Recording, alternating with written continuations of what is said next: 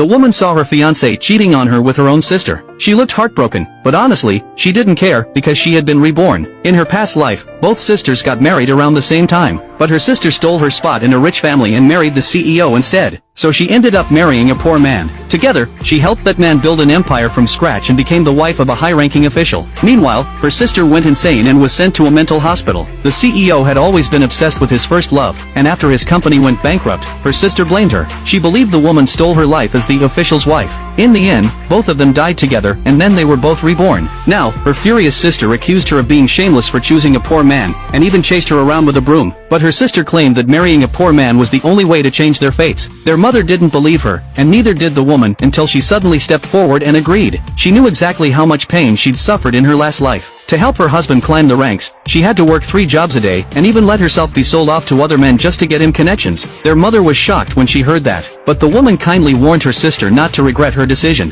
Her sister, however, looked more determined than ever. Trying to catch the CEO's attention, her sister ended up being thrown into a mental hospital again. Soon came the wedding day. The poor man showed up on a bike, just like they'd agreed, but the CEO was nowhere to be seen. Her sister mocked her, saying no one wanted her. In their past life, the CEO had been late picking her up too, so she'd walk to his house herself, becoming the town's biggest joke. But this time, the CEO arrived with a fleet of cars and lavish gifts to marry her. He thought she must have tricked his mother to land the marriage, so he called those wedding gifts her buyout price. The woman immediately stopped her greedy mother and said she'd return everything. She didn't save his mother for money, she only wanted to buy back her own freedom. Her strong, fearless attitude caught the CEO's attention. He lifted her up and carried her straight into the car. Their mother, furious, tripped her as she got in, making her fall again, just like before. Their twisted fate was only beginning. As soon as she entered the house, the CEO's mother gave her a giant gold bar as a thank you gift for saving her life. The woman politely refused again and again. Seeing that, the CEO's impression of her changed. While she was still adjusting to her new wealthy life, the CEO handed her a stack of cash to thank her for saving his mom,